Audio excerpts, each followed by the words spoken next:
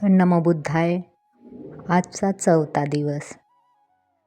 मित्रमैत्रिणींनो, 4था दिवस म्हणजे या दिवसाचे 12 तास हे आपल्याला खूप त्रासदायक जाते. ज्यावेळी कायमस्वरूपी 10 दिवसाचे साधनेसाठी आपण जातो त्यावेळी. आणि या टाईम पिरियडमध्ये असं वाटते का सगळं सोडून आपण चालत जा. सुरुवात व्हायला लागते का हळूहळू मनावर आपलं कॉन्सन्ट्रेशन व्हायला सुरुवात होते. मनावर आपलं लक्ष केंद्रित व्हायला सुरुवात होते. आणि जसं मनावर लक्ष केंद्रित होते तसे आपल्याला संवेदना जाणवते आपल्या संपूर्ण शरीरावर. संवेदना म्हणजे जिथे आपल्याला कुठे खूप काही दुखणं, तर कुठे खाजवल्याने होणं, तर कुठे भलतीच कळ येणं, असे वेगवेगळे जे शारीरिक जे दुखणे म्हणतो, प्रत्येक अंगातून सुरुवात होते यायला. आणि याची आपल्याला सवय नाही राहत की ते आपण सहन करायला पाहिजे म्हणून. कारण आपल्याला या गोष्टीची जाणीवच नाही राहत का ह्या ज्या संवेदना आहेत ह्या आपल्या शरीरातून येणाऱ्या आणि जाणाऱ्या आहे. ह्या गोष्टीकडे आपण मुळीच बघत नाही. त्याच्यावर तुरंत आपला प्रतिकार राहते. हेच आपल्याला करायचं आहे की जिथे आपल्याला पटकन प्रतिकार करता येते तिथे तर आपण करतो, पण जिथे आपल्याला प्रतिकार करायला पाहिजे तिथे मात्र आपल्याला करता येत नाही. जसं की आपल्या भविष्यात येणारी नकारात्मक गोष्टी, नकारात्मक आपल्या जीवनावर पडणारा प्रभाव, आपल्याला हवं तसं जगता यायला पाहिजे पण तसं न जगता आपल्यासमोर दुःखाचा डोंगर येऊन उभा राहतो. ह्या गोष्टीवर आपल्याला प्रतिकार करायला पाहिजे. पण ह्या ज्या छोट्या छोट्या गोष्टी येतात, ज्या संवेदना आपल्या शरीरावर जाणवतात, यातच आपण गुंतून जातो. जे की खऱ्या गोष्टीवर आपल्याला प्रतिकार करायला पाहिजे त्याच होत नाही. आणि त्याची सुरुवात आजचा 4था दिवस साधनेमध्ये कायमस्वरूपी आपण राहिलो तर त्याचा आजचा 4था दिवस होते की हळूहळू आपल्याला खूप त्रास व्हायला सुरुवात होते. म्हणजे कसं आहे की पेटलेल्या विस्तवावर जर परत विस्तव टाकू आपण तर ते छान रीतीनं जाळ घेते. पण तिथे त्या विस्तवावर आपण परत आग लावण्याऐवजी जर पाणी टाकू, पाण्याचा शिंतोडा टाकू, तर ते उफाळेल. आणि आपल्याही जीवनाचं तसंच आहे, आपल्याही विचारांचं तसंच आहे, आपल्याही मनाचं तसंच आहे. आणि आतापर्यंत आपण जे जगत आलेलो आहोत जन्मापासून तर आतापर्यंत, तर ते तसंच आहे. आपण जे जगत आहोत तेच आपल्या शरीराला वळण लागलेली आहे. त्याच्यात आपण चांगलं करायला जातो म्हटलं तर एक प्रकारचा खूप मोठा असा जाळ तयार व्हायला पाहते आणि तेच सहन नाही व्हायला पाहत. पण तेच तर महत्त्वाचं आहे की आपल्याला ह्याच गोष्टी जाणून घ्यायच्या आहेत. ह्या येणाऱ्या संवेदना जाणाऱ्या आहेत आणि शरीरावर कायमस्वरूपी येणं जाणं, येणं जाणं, येणं जाणं, ह्या संवेदना शरीर त्याच बुडबुड्यावर आपलं बनलेलं आहे.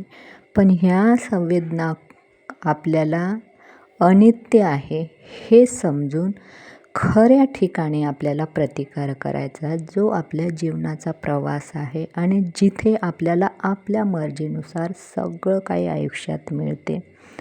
एक प्रकारचा चमत्कार की जे आपण आपल्याला हवंय ते आपल्याला मिळवता येते तिथे आपल्याला प्रतिकार करणं आहे. जे आपण आयुष्यात जगत आहोत त्याच्याऐवजी आणखी आपल्याला चांगलं जीवन जगता आलं पाहिजे. याच्यासाठी जी आपली धडपड राहते पण तेच आपल्याला सुचत नाही. अंधारात आपण चालत राहतो आणि तोच हा एक मार्ग आहे की ज्याचा दिवा त्याने व्हायला हवं. अतदीप भव हाच तो मार्ग आहे की आपल्याला आपलं जीवन आपल्या मर्जीनं आनंदाने जगायला पाहिजे. आणि सगळ्यांनाच हे वाटते, जेवढे काही पृथ्वीवर सजीव प्राणी आहे, मग ते मनुष्य मात्र असो की प्राणी मात्र असो की आणखी की कोणी पण झाडं, सगळ्यांना असं वाटते की आम्ही आनंदानं जगायला हवं. पण जे जीवन आहे त्या जीवनात आपल्याला सगळे आपल्या विचाराने, आपल्या वाणीने, आपल्या कर्माने आपण एवढे दुःख त्या दुःखातच आपलं जीवन कसं निघून जाते हेच आपल्याला समजत नाही. त्याच गोष्टी आपल्याला हळूहळू कशा कमी करता येते, तर त्याची सुरुवात याच्यापासून आहे. आणि खूप एवढी मोठी फलदायी साधना, पण खूप साध्या रीतीने, खूप एक हलकं फुलकं वातावरण ठेवून याचा आपण चांगल्या रीतीने जाणून घेण्याचा प्रयत्न करत आहोत. खूप पवित्र, खूप फलदायी आणि खूप पुण्यवान अशा ह्या साधनेचा आपण हळूहळू एक पाऊल पुढे जात आहोत. आजचा 4था दिवस आहे. खूप चांगल्या रीतीनं आपण या साधनेचा फायदा घेऊया, जेणेकरून आपल्यासोबत आणखी पुण्याचे कामं होईल. आणखी लोक चांगल्या रीतीनं आपापलं जीवन जगायला सुरुवात करतील.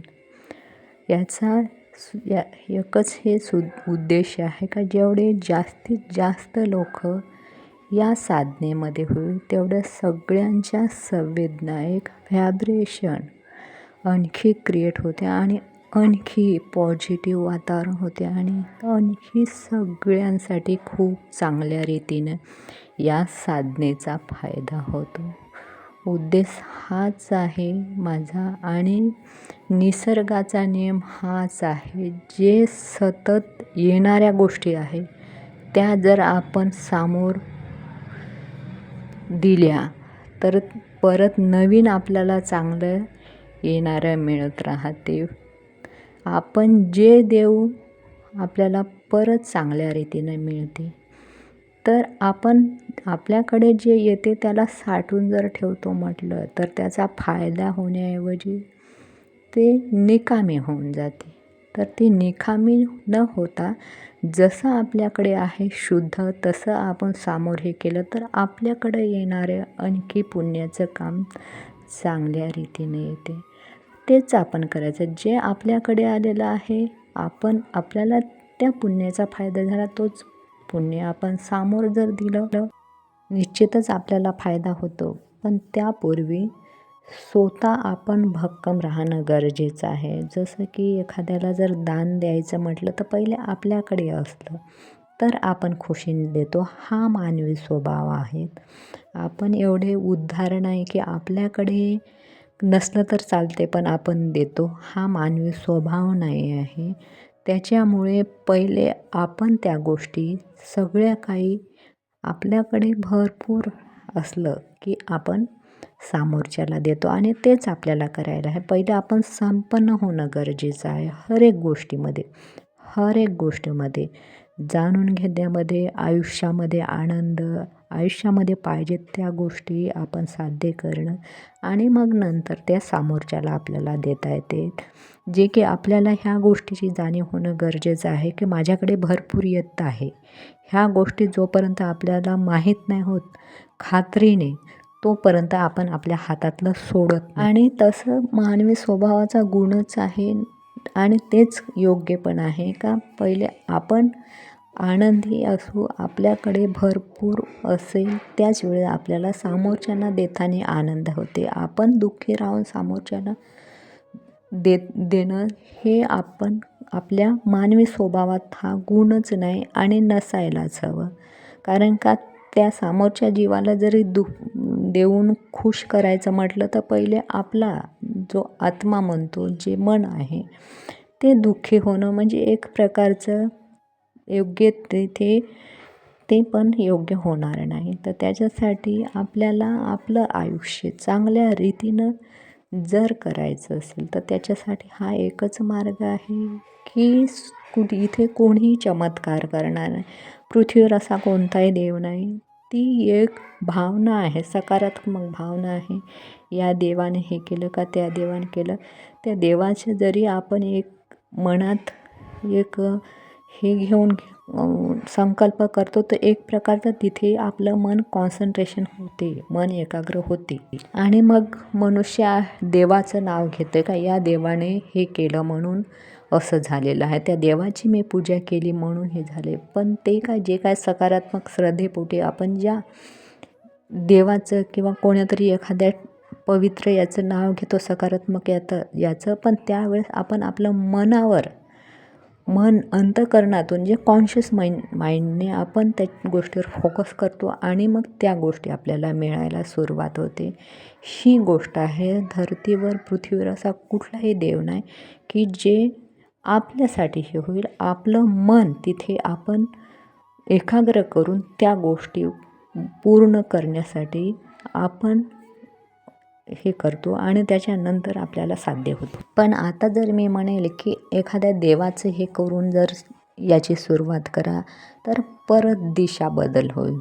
याची शुद्ध हे आहे का तुम्हाला तुमची श्रद्धा ठेवायची आहे ठेवा, पण मानवी शरीराचा सगळ्यात महत्त्वाचा भाग हे आपलं मेंदू आणि मन आहे, हे जाणून घ्या. देवाची श्रद्धा ठेवायची ठेवा, पण महत्त्वाचं सत्य सूर्याप्रमाणे सत्य हे आहे, या गोष्टीवर तुमचं कॉन्सन्ट्रेशन व्हायला हवं, तुमचं मन एकाग्र व्हायला हवं. आणि एकाग्र झाल्याच्या नंतर ज्याचा चमत्कार ज्याच्या आयुष्यात ज्याच्या परीनं त्याला मिळतो आणि नक्कीच मिळतो आणि आपल्या आयुष्यात हवं ते आपल्याला मिळवता येते.